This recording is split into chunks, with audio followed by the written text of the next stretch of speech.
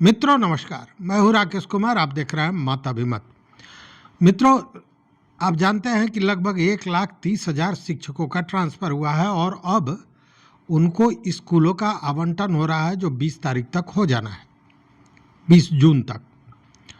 इसको लेकर तमाम तरह की भागदौड़ भी चल रही है। मैं अपने अनुभव की बात बताऊं तो अब भी बहुत से ऐसे शिक्षक हैं जो डीओ कार्यालय का चक्कर लगा रहे हैं, और वो वैसे लोग हैं जो ज़्यादा नेतागिरी में रहते हैं या फिर स्कूल में शिक्षक एक ठप्पा है, उनके लिए परिचय है, लेकिन काम कुछ और करते हैं। कुछ ज़मीन का काम कर रहे हैं, कुछ दूसरे काम में इन्वॉल्व हैं। तो वैसे शिक्षक लगातार भाग दौड़ में लगे हुए हैं, डीओ के कार्यालयों तक दौड़ लगा रहे हैं कि कहीं कुछ जुगत बैठ जाए और उनको मनचाहा स्कूल आवंटित हो जाए। लेकिन ऐसा हो नहीं रहा है। हो इसलिए नहीं रहा है कि जिस तकनीक, जिस सिस्टम के तहत ये काम हो रहा है उसमें तो जिला शिक्षा पदाधिकारी को भी पता नहीं है कि वो किस शिक्षक को कौन सा स्कूल आवंटित कर सकते हैं या कर रहे हैं। इस तरह की व्यवस्था की है। इसको लेकर हमने एक वीडियो भी दिया था कि किस तरह एस सिद्धार्थ ने घर बानो, द्वार बानो, धरती बानो, आकाश बानो जैसे मंत्र से हर इस जो गोलमाल होता था उसको बांध दिया है। वो नहीं चल रहा है। और एक बड़ी राहत शिक्षकों को और भी दी है एस सिद्धार्थ ने, जो शिक्षा विभाग के अपर मुख्य सचिव हैं। देखिए, मैं पहली बार जब एस सिद्धार्थ का वीडियो बनाया था, उनके जब वो एसीएस बने थे शिक्षा विभाग के, तो मैंने कहा था कि वो हर सुविधा का ख्याल करते हैं, इसमें कहीं शक नहीं है, लेकिन काम के प्रति बहुत कड़क भी हैं। तो ये दोनों चीज़ें दिखाई दे रही हैं। अब देखिए, कड़क कैसे कि कैमूर में फर्जी प्रमाण पत्र को लेकर 2 शिक्षक को बर्खास्त कर दिया गया है, और ये जो प्रखंड शिक्षा समिति की बैठक हुई उसमें उनको बर्खास्त किया गया।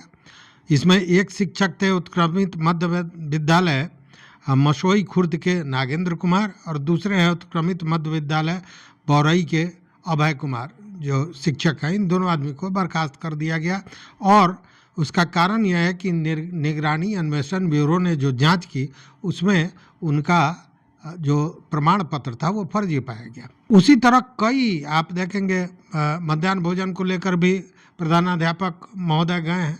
इस तरह रोज कार्रवाइयाँ हो रही हैं, लेकिन शिक्षकों को सुविधा कैसे दी जाए इस पर भी कहीं ना कहीं ख्याल किया जा रहा है। और एक अभी जो ट्रांसफ़र हुआ है उन शिक्षकों के लिए एक बड़ी राहत की खबर है। खबर यह है कि एस सिद्धार्थ ने जो वो कार्यक्रम करते हैं शिक्षा की बात हर शनिवार, उसमें उन्होंने स्पष्ट कहा है कि कोई भी, एक तो 20 जून तक शिक्षकों को उनका स्कूल आवंटित हो जाएगा कि किसको किस स्कूल में जाना है, और 30 तारीख तक उनको हर हाल में योगदान दे देना है। अब इसमें बहुत से शिक्षक ऐसे थे जिनको ये था कि पहले वो जो हैं जहाँ थे वह दूर है, फिर वहाँ जाएंगे, वहाँ से विरमित होंगे, फिर नए जगह पर जाएंगे, फिर वहाँ योगदान देंगे, मतलब परेशानियाँ महसूस कर रहे थे। समय भी लगता, पैसा भी खर्च होता, ये सारी चीज़ें होती। और मामला छुट्टी का भी, इसी छुट्टी में ये सब काम करना है। तो इस सब को मिलाकर एस सिद्धार्थ ने एक रास्ता निकाल दिया और ये कहा कि 20 जून तक सारे शिक्षकों को स्कूल आवंटित हो जाएगा और 30 जून तक उनको हर हाल में योगदान दे देना है। लेकिन योगदान देने के लिए उनको पूर्ववर्ती स्कूल में जहां पहले वो पदस्थापित थे वहां भाग दौड़ नहीं लगानी पड़ेगी, इसलिए कि जैसे ही वो अपने नए आवंटित स्कूल में योगदान देंगे वैसे ही स्वतः उस स्कूल से विरमित माने जाएंगे। मतलब पुराने स्कूल में जहां पहले वो पदस्थापित थे वहां जाकर विरमित होने का कोई उनको न कागज़ देना है, न प्रमाण पत्र लेना है, न आवेदन देना है, कुछ नहीं।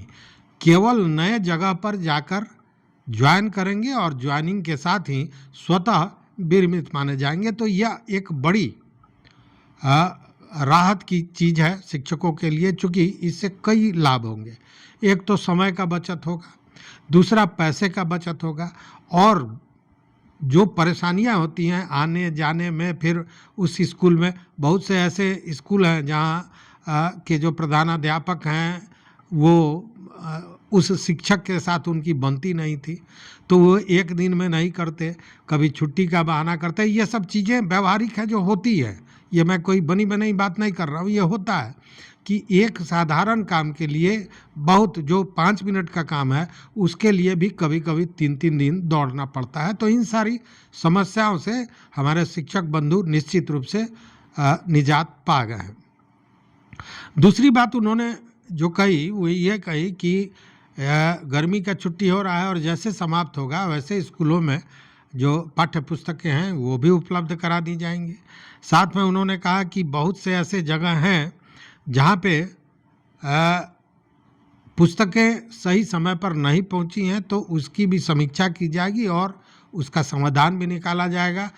तुरंत स्कूलों में पाठ्य पुस्तक उपलब्ध कराई जाएगी। लेकिन एक चीज़ उन्होंने कहा, और वो किस बात को कहा सो समझिए। उन्होंने कहा कि जो शिक्षक हैं ये जो चक्कर लगा रहे हैं डीओ कार्यालय का, ये लगाना बंद कर दें, उन्होंने अपील की है। और वही बात मैंने कहा है, मैंने तो देखा कि बजाबता डीओ कार्यालय के चारों तरफ लोग मंडरा रहे हैं, कारण कि कहीं मनोवांछित जगह मिल जाए, ऊपर वाला सुन ले। लेकिन इस बार ऊपर वाले को तो पूरा बंधन में बांध दिया गया है। ऊपर वाले मतलब डीओ साहब को बांध दिया गया है, इधर उधर कर नहीं सकते हैं। इस पर एक ऑडियो भी वायरल हुआ था, आपने सुना भी होगा, मैंने वीडियो भी बनाया था, जिसमें रो रहे हैं डीओ कार्यालय के लोग, किरानी से लेकर डीओ साहब तक रो रहे हैं। रो इसलिए रहे हैं कि बड़ी बड़ी सोच थी, सपने थे कि लोग आएंगे अपने ट्रांसफ़र के लिए, मनोवांछित स्कूल के आवंटन के लिए चढ़ावा चढ़ाएंगे, जलाभिषेक करेंगे और उसके बाद उनका काम होगा और हम लोग मालामाल हो जाएंगे। तो ये सारी स्थितियाँ बंद हो गई, अब कुछ भी हासिल होने वाला नहीं है। इसको लेकर आपस में बैठकर रो रहे हैं और वो ऑडियो वायरल हुआ था, उस पर हमने वीडियो भी दिया था। तो यह भी उन्होंने अपील की कि ये भाग दौड़ करने का कोई मामला बनता नहीं है, चूँकि कुछ भी गुंजाइश नहीं है जिसमें गोलमाल किया जा सके। और यह उन लोगों के लिए एक सबक भी है, ये एक जानकारी और जागरूकता करने के लिए भी ये बात उन्होंने कही, जिन लोगों को जो सामान्य शिक्षक हैं, जो 3-5 और लंद फंद देवानंद वाली जो स्थिति होती है उसमें नहीं रहते हैं, तो उनको भ्रमित भी करते हैं ये जो डीओ कार्यालय के इर्द गिर्द मंडराने वाले जो लोग हैं, जिनको आप दलाल कह सकते हैं। ये लोग भरमाते हैं कि मैं करा दूंगा, उनसे पैसा वसूलते हैं। तो इन सारे चीज़ों से भी अलग रहें, यह भी जागरूक करना उनका एक मकसद था। दूसरी बात, छात्रों को मोटिवेट करने के लिए भी उन्होंने बड़ी अच्छी एक योजना बनाई। उन्होंने कहा कि स्टूडेंट ऑफ द वीक करके हर सप्ताह स्कूल में जो बेहतर बच्चा हो उसको पुरस्कृत किया जाए और उस समय उसके अभिभावक को भी वहाँ रखा जाए, ताकि बच्चे का मनोबल बढ़े, बच्चा पढ़ाई की तरफ और आकर्षित हो, उसको लगे कि हम पढ़ रहे हैं तो हम पूछे जा रहे हैं, हम सम्मानित किए जा रहे हैं, और उसकी इच्छा शक्ति पढ़ाई की ओर और बढ़े। तो एक उन्होंने कहा। दूसरी बात कि छुट्टी के अवसर पर बहुत से ऐसे छात्र हैं जो यात्रा नहीं कर सकते हैं, और यात्रा का उनका कोई उस तरह का योजना नहीं है, तो ऐसे छात्रों के लिए समर कैंप भी लगाने की उन्होंने बात कही और कहा कि उसमें विभिन्न विधाओं को दिखाया जाए, सिखाया जाए, क्योंकि बच्चे पढ़ाई के साथ साथ पूरा जो चौमुखी विकास होता है बच्चों का हो सके। तो मित्रों, कहने का मतलब यह है कि एस सिद्धार्थ ने एक अच्छी पहल की है, खासकर शिक्षकों के लिए, जो ये विरमित होना और फिर योगदान देने वाला जो एक लंबा प्रक्रिया था, उस प्रक्रिया को उन्होंने बहुत छोटा, आसान और राहत भरा बना दिया है। तो इस वीडियो में बस इतना ही। देखते रहिए मत अभिमान। मित्रों, चैनल पर नए हो तो सब्सक्राइब कीजिए, लाइक कीजिए, दोस्तों के साथ शेयर कीजिए और अपना विचार जरूर दीजिए। बहुत बहुत धन्यवाद। कोटिशाह आभार।